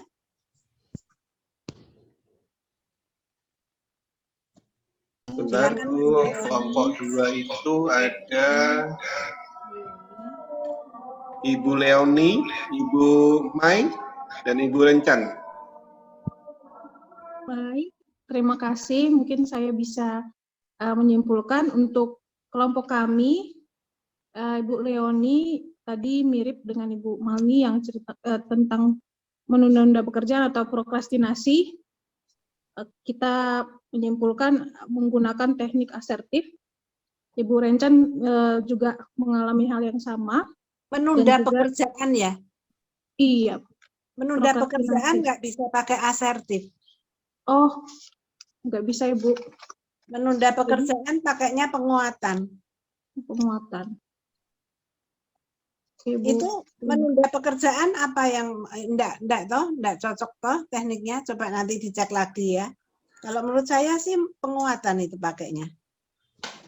Oh gitu, Bu. Karena penguatannya ini, Bu, terlalu kuat, maksudnya penguatannya dikasih misalnya main handphone gitu.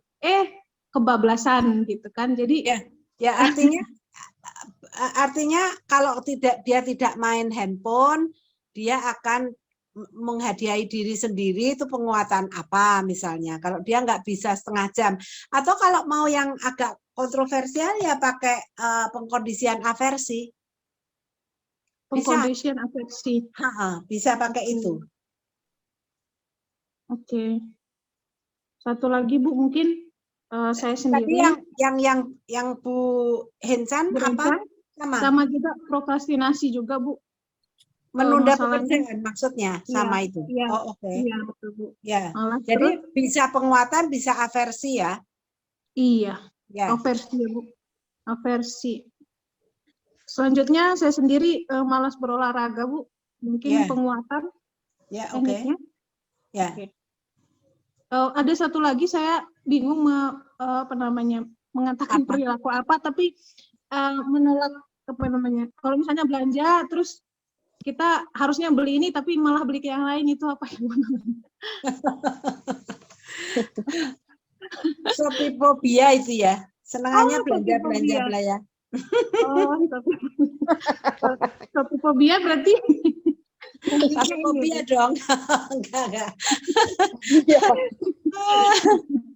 Orang satu saja dulu. Ini kan sudah satu toh. Oke, nanti kalau mau ditanyakan boleh. Tapi itu satu-satu aja. Cari yang gampang-gampang ya. Oke Bu, makasih Bu. Ya.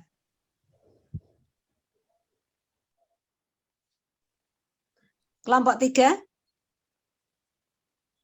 Baik, kelompok 3 itu ada Ibu Ani Wijaya, kemudian ada Ibu Grace, kemudian yang ini Oppo CH Bu Oloria itu, Bu Ibu Oloria ya. Dan Bu Rahel. Dan Bu Grace Rahel yang akan bicara. Baik, Silakan Bu Grace. Iya. Dari Ibu Rahel tadi ada perilaku suka terlambat. Bu siapa? Ibu Rahel. Oke. Kemudian dari Ibu Ani tidak suka olahraga. Kemudian dari Ibu Oloria sulit memprioritaskan kegiatan, aktivitas. Yang keempat dari saya suka menunda, dan kami mengambil dua teknik. Satu teknik untuk 4 masalah ini dapat menggunakan 2 teknik. Satu latihan penguatan, 2 pengkondisian aversi. Terima kasih Bu. Oke, supaya bervariasi latihannya bisa 2 ya.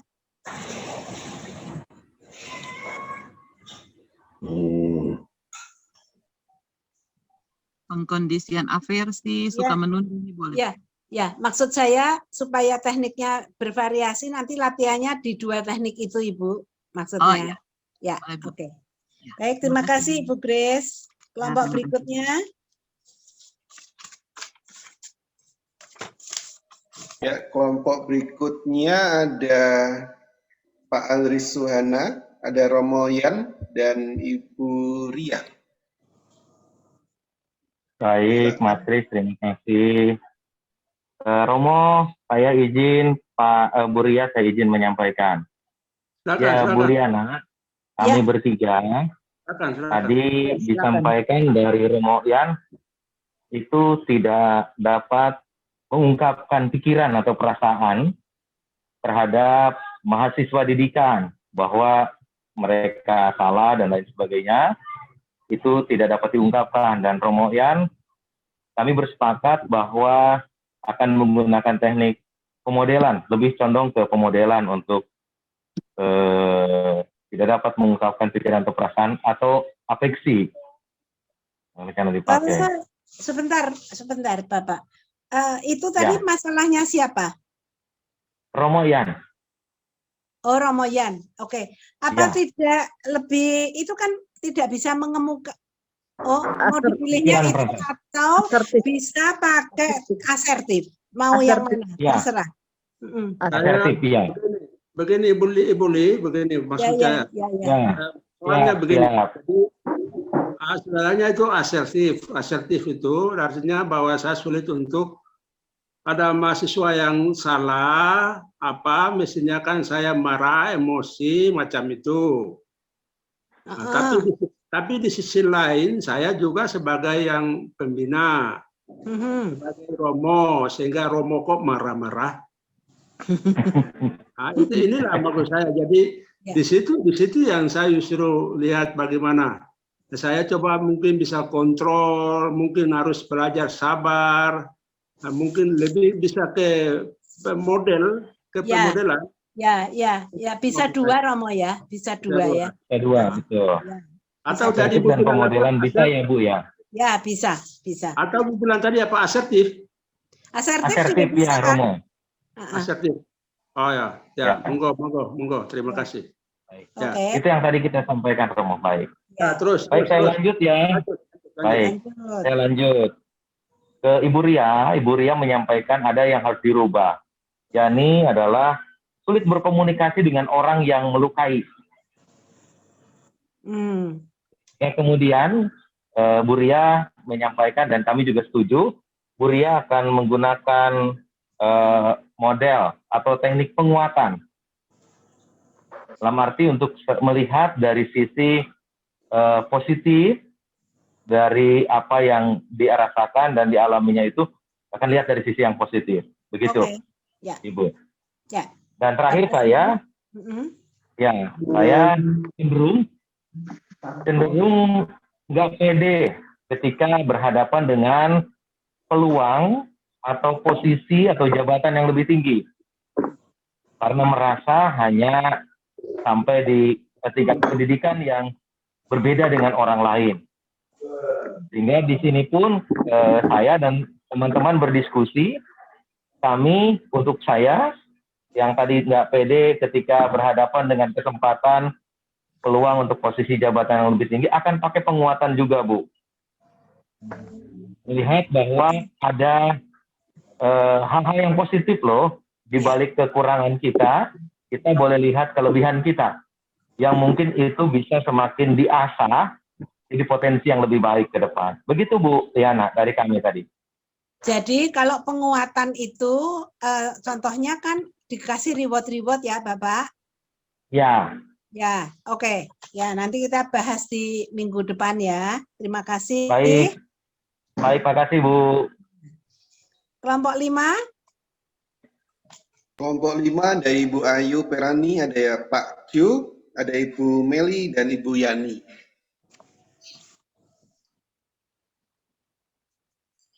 Terima kasih, saya izin mewakili kelompok kami. Dari kami berempat tadi, yang persoalan yang kami hadapi adalah Bu Ayu sulit untuk menolak permintaan. Jadi sehingga tadi apa yang dikatakan Bu Liana tadi 3M itu menohok sekali itu. Mampus itu kan. Itu sudah. Pakai apa, Pak? Lalu pakai asertif itu. Boleh. Pakai asertif. Ya. Hal yang sama juga dialami oleh Bu Yani.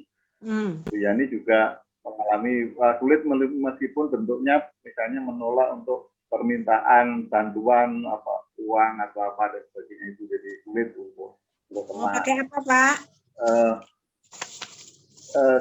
Sama, jadi yang pokoknya yang sulit menolak boleh Pak, boleh pakai pemodelan Pak.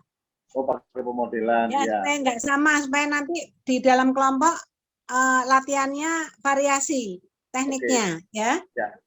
Jadi tiga dari 4 itu 3 yang mengalami persoalan sulit menolak permintaan. Jadi saya Bu Ayu Perani dan Bu Yani itu. Lalu Yani, Pak Ju dan Bu Ayu. Ya, nanti salah satu pakai pemodelan ya Bu ya. Lalu yang satu Bu Meliana yang dari Bandung itu adalah menunda. Jadi karena menunda pekerjaan begitu kan, nanti bisa dilaksanakan nanti gitu kan. Lalu yang dipakai itu penguatan. Jadi Bu Meliana memilih untuk memakai model penguatan. Terima kasih. Terima kasih Pak Ju. Terima kasih, sudah semua? Sudah Bu, sudah semua. Oke, baik. Terima kasih teman-teman. Jadi jika teman-teman sudah bisa memilih satu perilaku yang perlu diubah dan menentukan tekniknya, itu artinya teman-teman sudah 80% paham teorinya, ya. Selamat. Tinggal yang penting itu bukan teori tapi prakteknya. Ya, prakteknya. Oleh karena itu, makin banyak berlatih, jam terbang makin tinggi, makin fase, makin lancar. Itu akan kita lakukan nanti di sesi-sesi yang terakhir ini. Jadi 3 Sabtu depan. Kita akan berlatih dalam kelompok, kita akan membahas itu, kemudian evaluasi apakah tekniknya sudah betul, cara melakukannya juga sudah betul. Kita tahu bahwa contoh yang baik adalah contoh yang tidak baik. Artinya dengan contoh yang tidak baik kita bisa mengevaluasi dan tahu dari kekurangan kita dan kekuatan kita. Begitu saya kira.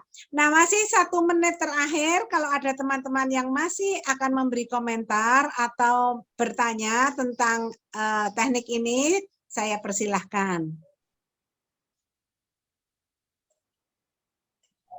Sedikit Bu. Ya, silakan Bapak. Ya, sedikit saja. Reward itu kan tidak harus dalam bentuk hadiah ya Bu ya? Reward itu hadiah, tapi tidak harus dalam bentuk barang. Oh ya, itu maksud saya itu betul. Reward itu hadiah, tapi tidak harus dalam bentuk barang kan ya Bu ya? Ya. Ya, misalkan saya menggunakan teknik penguatan, lalu kemudian 1 langkah bisa berhasil, maka saya bisa beri reward. Misalkan saya nonton atau apa, boleh kan Bu? Iya, boleh. Boleh. Boleh, itu termasuk materi sebetulnya kalau nonton itu. Oh, oke. Misalkan gitu ya. Baik, makasih Bu, makasih. Ya, terima kasih. Ibu, boleh bertanya lagi Bu? Ya, kalau ada orang yang punya ketakutan atas sesuatu yang nggak kelihatan, misal hantu, takutannya sangat luar biasa. Nah, kira-kira teknik apa untuk apa jalan keluarnya? Apa itu sudah termasuk fobia belum? Kalau hantu mah saya juga takut.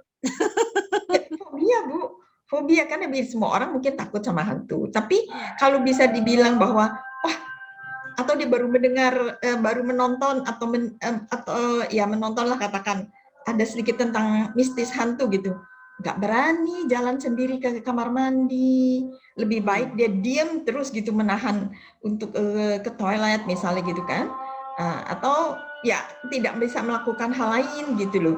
Pokoknya jadi agak benar-benar mempengaruhi kegiatan sehari-harinya gitu loh. Ya, coba pakai teknik yang pertama dulu. Penguatan. Oh, tidak, desensitisasi. Oh ya, desensitisasi, ya betul. Sorry. Ya. Oke, Bu. Saya Bu. Ya, silakan Bu Grace. Menyambung tadi yang Bapak sampaikan tentang reward. Apakah ucapan terima kasih itu bentuk reward?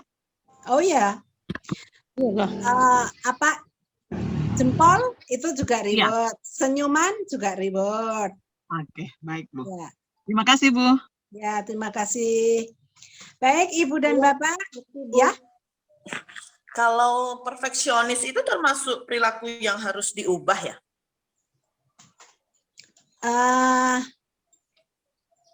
Perfeksionis itu kelihatannya baik, tetapi sebetulnya tidak baik ya. Karena kalau perfeksionis itu menyebabkan orang lain bermasalah dengan dia dan dia bermasalah dengan orang lain, ya harus diubah. Kira-kira teknik apa yang cocok, Bu? Menurut Ibu apa teknik yang cocok? Apa ya? Mungkin penguatan ya? Penguatan bisa, aversi bisa. Penguatan bisa, aversi bisa.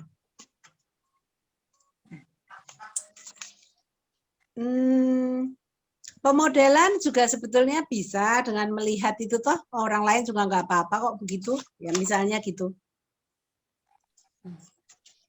Bisa. Begitu ya, Bu? Ya, makasih Bu. Terima kasih. Ibu Perfeksionis Ayu. itu hampir sama juga berarti dengan idealis ya, Bu? Oh, lain toh? Tidak, maksudnya pengertiannya beda, tapi maksud saya samanya itu idealis itu berarti juga karena dia saking idealisnya dia merugikan orang lain, berarti itu juga masalah. Ya, idealis itu tidak berpijak di bumi ya. Tidak melihat kenyataan toh, karena hanya yang ideal-ideal doang. Ya padahal hidup kan realitas. Ya. Nah, tapi Baik. beda dengan perfeksionis. Kalau Ya. ya beda ya, Ibu saya kira tahu. Saya paham bedanya, Bu. Cuman tadi Ya, saya tanya, betul. berarti kasusnya sama begitu. Itu masalah begitu. Iya, iya, ya bisa jadi masalah. Sama-sama masalah. Bisa jadi masalah.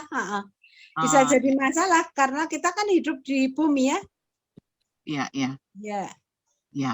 Baik, Bu. Terima kasih. Terima kasih Ibu Grace, terima kasih Bapak Ibu, Romo, Suster, teman-teman semua untuk kebersamaan kita pada siang hari ini. Mudah-mudahan menjadi manfaat.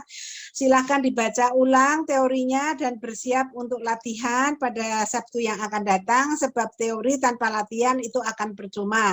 Sama seperti kita belajar berenang, teorinya dapat 100, kalau dimasukkan ke dalam kolam renang tenggelam. Jadi jangan menganggap enteng latihan, karena kalau kita tidak berlatih, kita tidak akan menjadi mampu, ya, dalam arti terampil, karena skill itu adalah soal latihan, bukan soal knowledge atau pengetahuan. Jadi latihan itu memegang peranan penting, oleh karena itu mengapa kita selalu memberi waktu untuk berlatih.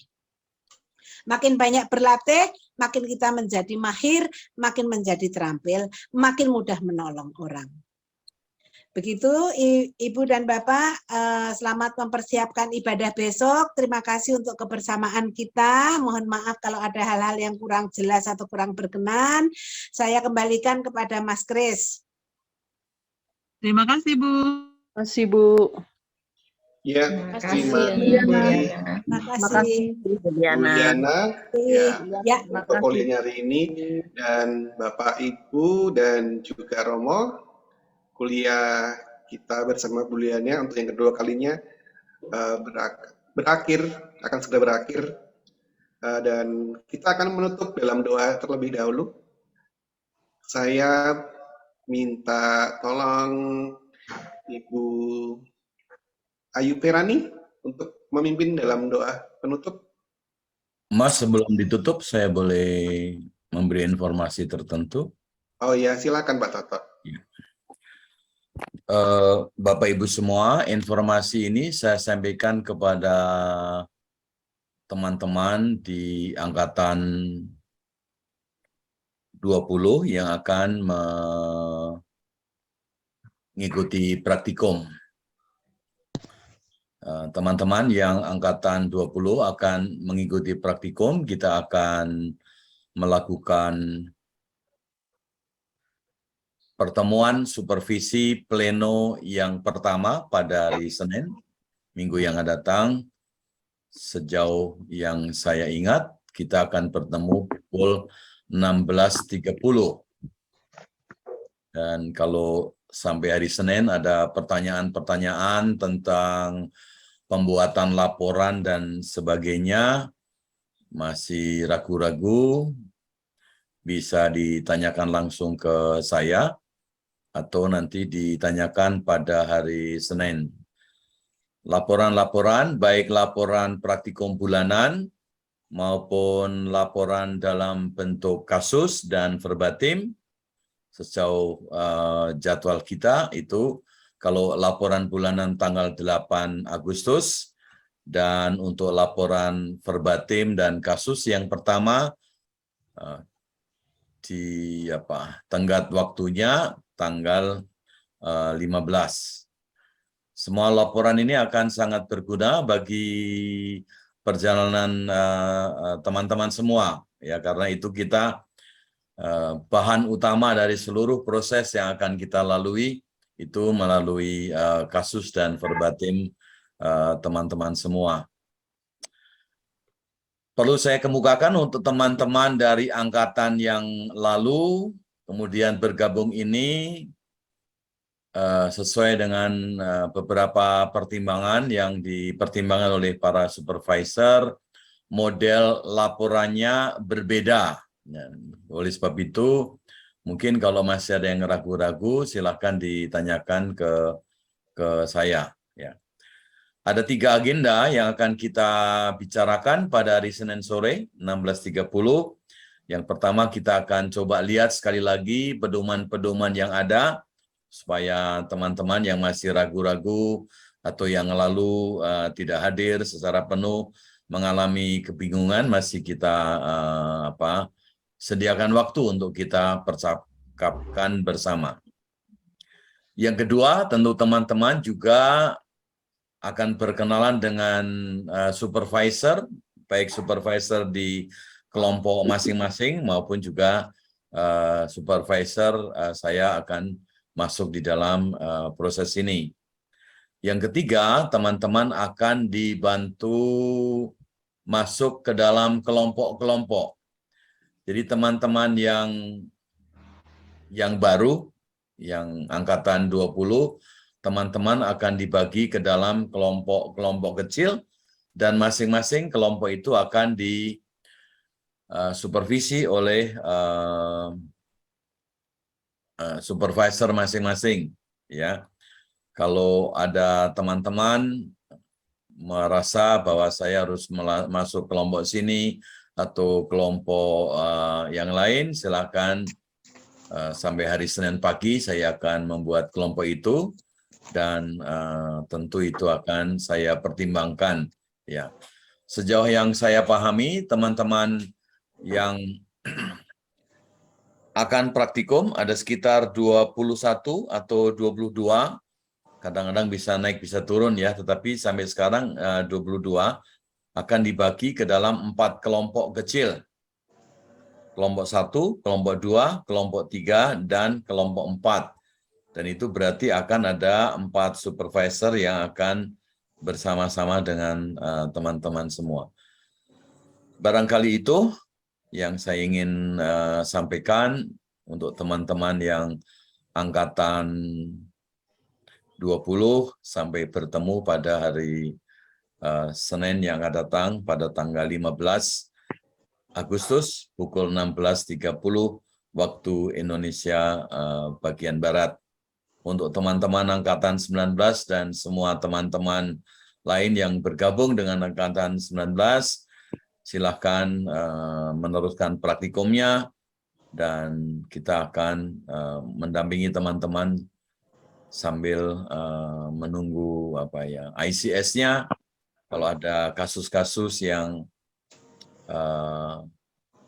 ingin segera dibicarakan sebagai bagian dari ICS, silahkan berkomunikasi dengan supervisor masing-masing seperti biasanya. Juga bisa berkomunikasi dengan saya. Barangkali itu yang saya ingin informasikan. Waktu selanjutnya saya serahkan kembali ke Mas Christian. Terima kasih. Baik, terima kasih Pak Toto. Kita akan segera mengakhirinya. Tadi saya minta tolong Ibu Ayu ya. Ya, Ibu Ayu, silakan. Baik teman-teman, mari kita satu hati kita berdoa. Tuhan Allah Bapa kami yang baik, kami mengucap syukur karena Engkau setia menemani kami dalam kelas pembelajaran hari ini oleh Ibu Liana mengenai teknik-teknik di dalam pendampingan behavior.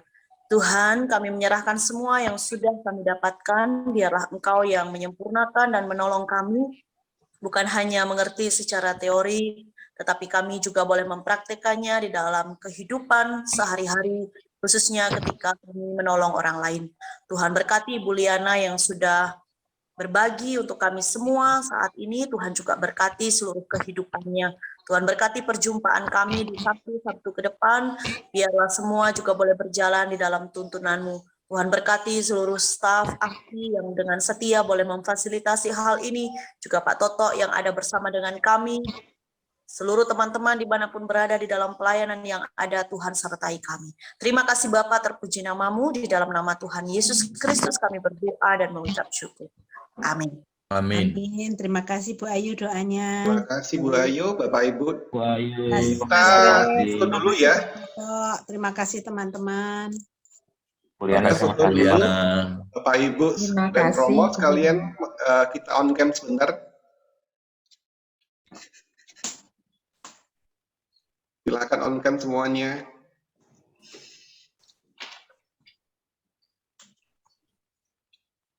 Ibu Rencan, apakah masih bersama kita? Iya. Baik, Bapak Ibu akan saya foto ya. Oke, 1,